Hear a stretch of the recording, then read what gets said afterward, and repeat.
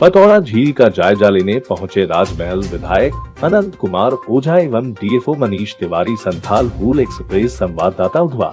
प्रखंड क्षेत्र के पतौड़ा झील साहिबगंज जिला का सबसे लोकप्रिय स्थान है। इसकी चर्चा देश दुनिया में होती है।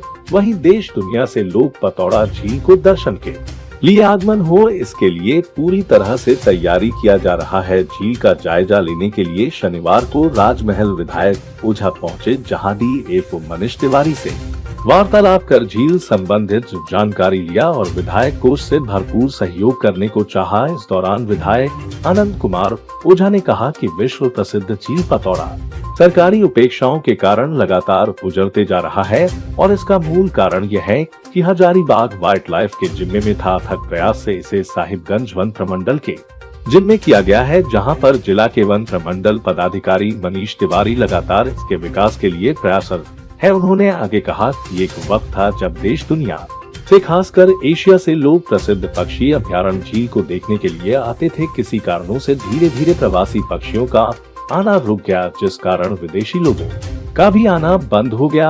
फिर इसका दिन वापस लौटने को तैयार हो रहा है। इसके लिए वन प्रमंडल पदाधिकारी मनीष तिवारी लगातार सक्रियता के साथ इन चीजों को सजाने का काम कर रहा है। मुझे कुछ योजनाएं कार्य सूत्रांक के बारे में प्रस्ताव दिया गया है।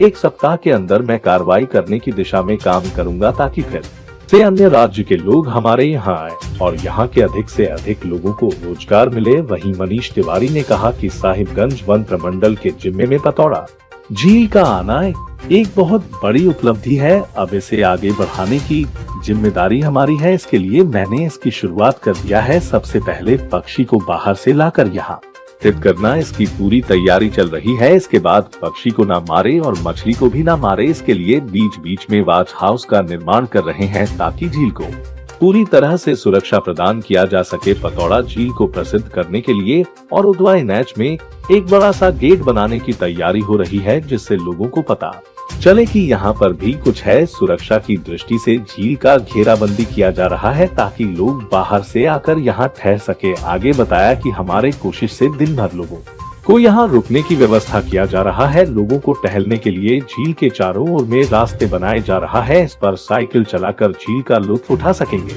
इनके अलावा एक पक्षी की आवाज पहचानने तथा कौन कौन सी पक्षी है, इसके लिए यह परिचित रूम बनाया जा रहा है। उन्होंने कहा कि भारत जून में एकमात्र झील पतौड़ा है और ये झील अब फिर से निखर कर सामने आएगी। विधायक जी को भी इसका लिस्ट दिया गया है और भारत सरकार तथा राज्य सरकार को भी सूचना दी जा चुकी है। बहुत ही जल्द पतौड़ा झील एक आकर्षक झील बनकर तैयार हो जाएंगे। वन प्रमंडल पदाधिकारी मनीष तिवारी एवं राजमहल विधायक अनंत ओझा यहाँ के स्थानीय लोगों से अनुरोध किया है कि काम में आप पूरी तरह से हमारे सहयोग करें और मछलियों को ना मारे एवं प्रवासी पक्षियों को भी ना मारे, पेड़ को ना काटे। यथासंभव प्रवासी पक्षियों को यहाँ रुकने के लिए हमारा सहयोग करें।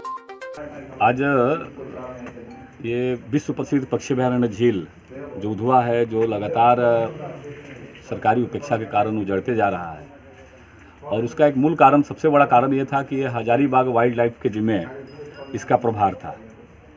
विगत कई वर्षों से लगातार प्रयास करते करते अब यह जो है साहिबगंज वन प्रमंडल अधिकारी के अधीन यह उधवा पक्षी अभयारण्य झील आ गया है, और जिससे जिम्मेवारी मिलते ही के साथ ही यहाँ के जो वन प्रमंडल पदाधिकारी हैं जिला के मनीष जी, वो लगातार सक्रियता के साथ इसको विकसित करने की दिशा में प्रयत्नशील है। आज उसी को देखने के लिए हम सब लोग आए थे और मुझे लगता है कि यह दुनिया का, या कह सकते हैं कि एशिया में और भारत के किसी समय में ये प्रसिद्ध पक्षी अभयारण्य झील था। लगातार पक्षियों का आना था, कुछ सामाजिक कारणों से, कुछ यहाँ के स्थानीय कारणों से धीरे धीरे पक्षियों का, जो प्रवासी पक्षी आते थे हजारों मील दूर चल कर के यहाँ आकर के रहते थे, और इतना खूबसूरत स्थान हमारा धीरे धीरे उपेक्षित हो गया था। अब फिर इसका दिन वापस लौटने के लिए तैयार हो रहा है। यहाँ के वन प्रमंडल पदाधिकारी मनीष जी लगातार सक्रियता के साथ इन चीज़ों को सजा रहे हैं। कुछ योजनाएं का सूत्रण के बारे में उन्होंने प्रस्ताव दिया है, और मुझे लगता है कि 1 सप्ताह के अंदर उस दिशा में कार्रवाई हम करने की दिशा में काम करेंगे और यह खूबसूरत स्थान बने, ताकि पर्यटक के दृष्टिकोण से यह जब विकसित होगा, यहाँ राज्य के अन्य क्षेत्रों से लोग या अन्य राज्यों के लोग, विशेष करके पश्चिम बंगाल के पर्यटक बड़ी संख्या में देश भर में जाते हैं। तो पश्चिम बंगाल के मुहाने पर साहेबगंज जिला है, तो निश्चित रूप से यहाँ से जो पर्यटक आएंगे तो यहाँ के स्थानीय रोजगार भी मिलेगा। जो प्राकृतिक संसाधन हमारे पास मौजूद है, इतना किसी जिले के पास नहीं है। तो ऐसे संसाधनों का उपयोग करते हुए यहाँ अधिकाधिक हम पर्यटकों को अपनी ओर आकर्षित कर सके, इस दिशा के लिए आज हम लोग आना हुआ था। और आज यहाँ हम लोगों ने देखा है, आने वाले समय में यह एक विकसित पर्यटक केंद्र के रूप में जाना जाएगा। तो ये पतौड़ा झील को आगे बढ़ाने के लिए अब कहाँ तक प्रयास कर रहे हैं, क्या प्रयास कर रहे हैं? अभी तक ये जैसा विदित है कि ये पहले हजारीबाग वाइल्ड लाइफ सेंचुरी का, अब ये साहेबगंज के यहाँ पे कर दिया गया है। साहेबगंज यहाँ का चूँकि लोकल टेरिटोरियल डिवीजन है, तो इसलिए यहाँ पे ज़्यादा ध्यान रहेगा। पक्षियों को कैसे हमें लाना है, इस चीज़ पे विचार विमर्श हो रहा है कि कैसे हम इनके लिए प्रवास जो हैबिटेट है उसको इम्प्रूव करें, ताकि ज़्यादा से ज़्यादा यहाँ पक्षी आएँ और यहाँ पे 12 महीना रुके। दूसरा चीज़ है कि कैसे हम लोग कोचिंग को ख़त्म करें। उसके लिए है कि मनसिंगा के इलाकों में हम वॉच टावर्स बनाएंगे और वहाँ पे लोगों को रखेंगे, ताकि जो हमारे वॉचर्स हैं, ताकि ऐसी चीज़ों पे विराम लग सके। तीसरा है इको टूरिज़्म, जो कि टूरिस्ट पर्यटक के हिसाब से ये बने। इसके लिए अभी विधायक जी ने कहा है कि बहुत ही अच्छा विचार उन्होंने रखा है कि हम लोग इसको, जो वहाँ गेट है उधवा का, जैसे जब 4 लेन के पास से, तो उस जगह पे गेट बनेगा, जिससे कि लोगों को पता चल जाए कि हाँ यहाँ पे कुछ है, कुछ अच्छी चीज़ें हैं उधवा मोती झरना का जैसा, उससे बढ़िया गेट वहाँ बनेगा। और उसके बाद जब हम और अंदर आ रहे हैं तो इन इलाकों पे पर्यटक को रुकने के लिए कॉटेज बनेगा, जो कि बांस के जैसे होगा।